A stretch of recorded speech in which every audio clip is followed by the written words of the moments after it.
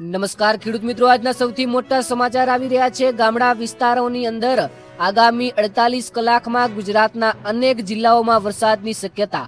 આખરેકાર કયા વિસ્તારોની અંદર કેટલા ઇંચ વરસાદ થશે અને કયા કયા વિસ્તારોમાં ભારે આગાહી આપવામાં આવી છે અંબાલાલ પટેલ અને પરેશ ગોસ્વામી દ્વારા, તો બધું જ આપણે આ વિડીયોની અંદર જાણી લઈએ. વાત કરવામાં આવે હવામાન વિભાગ મુજબ દક્ષિણ ગુજરાત, મધ્ય ગુજરાત અને સૌરાષ્ટ્રના કેટલાક વિસ્તારોમાં હળવાથી મધ્યમ વરસાદ પડી શકે છે. હવે આપણે જાણી લઈએ વિસ્તારો, કયા વિસ્તારોના નામ આપવામાં આવ્યા છે જે વિસ્તારની અંદર ગાજવીજ સાથે પવન સાથે વરસાદ પડી શકે છે.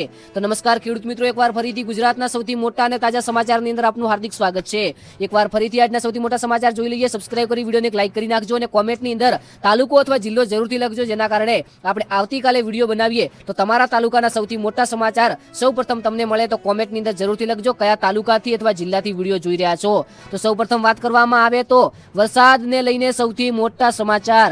આગામી 48 કલાકમાં ગુજરાતના અનેક જિલ્લાઓમાં વરસાદની શક્યતા. વિગતવાર વાત કરીએ તો હવામાન વિભાગ મુજબ દક્ષિણ ગુજરાત, મધ્યમ ગુજરાત અને સૌરાષ્ટ્રના કેટલાક વિસ્તારોમાં હળવાથી મધ્યમ વરસાદ પડી શકે છે.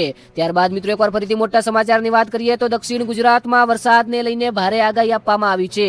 વલસાડ, નવસારી, ડાંગ અને તાપી જિલ્લામાં કેટલીક જગ્યાએ ભારેથી અતિ ભારે વરસાદની સંભાવના વ્યક્ત કરવામાં આવી છે. પવન સાથે ગાજવીજ સાથે આ બધા વિસ્તારોની અંદર ભારે વરસાદ પડવાની શક્યતા જોવા મળી રહી છે. વાત કરીએ સૌરાષ્ટ્રમાં ગાજવીજ સાથે વરસાદની શક્યતા.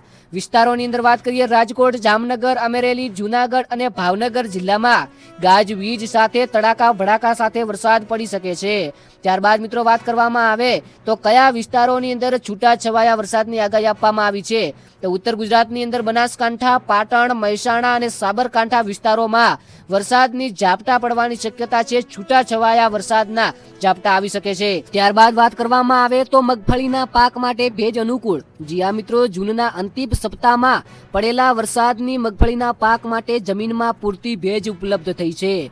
ત્યારબાદ એક સૌથી મોટા સમાચારની અંદર વાત કરીએ તો ધાનની રોપણી શરૂ. દક્ષિણ ગુજરાતના અનેક વિસ્તારોમાં ધાનની રોપણી ઝડપથી આગળ વધી રહી છે. ખેડૂતો માટે મહત્વના સમાચારની વાત કરીએ તો ખાતરની ઉપલબ્ધિ અંગે સક્રિય, એટલે કે મિત્રો ખેડૂતોને સમયસર યુરિયા અને ડીએપી ખાતર મળી રહે તે માટે કૃષિ વિભાગ દ્વારા દેખરેખ વધારવામાં આવી છે અને ખેડૂતો માટે સૌથી સારા સમાચાર અને ખુશીના સમાચાર છે. ત્યારબાદ એકવાર મિત્રો ફરીથી વાત કરવામાં આવે વરસાદ વિશે તો વરસાદી વાતાવરણમાં જીવાતનું જોખમ. કૃષિ નિષ્ણાતો ખેડૂતોને પાકનું નિયમિત નિરીક્ષણ કરવાની અને જીવાતના પ્રારંભિક લક્ષણો દેખાય તો યોગ્ય પગલાં લેવા સલાહ આપવામાં આવી છે. ત્યારબાદ મિત્રો એકવાર ફરીથી એક મોટા સમાચારની વાત કરીએ કપાસને લઈને તો ઉત્તમ ઉત્પાદન માટે ભલામણ કરેલા અંતર મુજબ વાવણી રાખવાની અપીલ કરવામાં આવી છે. પશુપાલકોને લઈને એક ખાસ મિત્રો મહત્વના સમાચાર આવી રહ્યા છે, તેમના માટે ચેતવણી.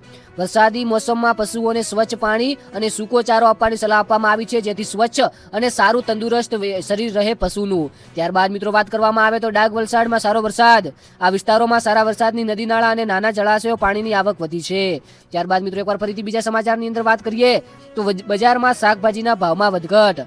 આપણે વાત કરીએ કયા કયા શાકભાજીની અંદર વધઘટ થઈ છે. ટામેટા, ભીંડા અને લીલા શાકભાજીના ભાવમાં બજારોમાં મિશ્ર વલણ જોવા મળી રહ્યું છે. ત્યારબાદ મિત્રો એકવાર ફરીથી મકાઈને લઈને સૌથી મોટા સમાચાર આવી રહ્યા છે. ઉત્તર ગુજરાત અને મધ્યમ ગુજરાતના કેટલાક એવા વિસ્તારો છે જેની અંદર મકાઈની વાવણીનું કામ ઝડપથી પૂર્ણ થઈ રહ્યું છે. ત્યારબાદ મિત્રો એકવાર ફરીથી સમાચારની અંદર વાત કરીએ તો ડુંગળી બટાકાને લઈને આજના સૌથી મોટા સમાચાર.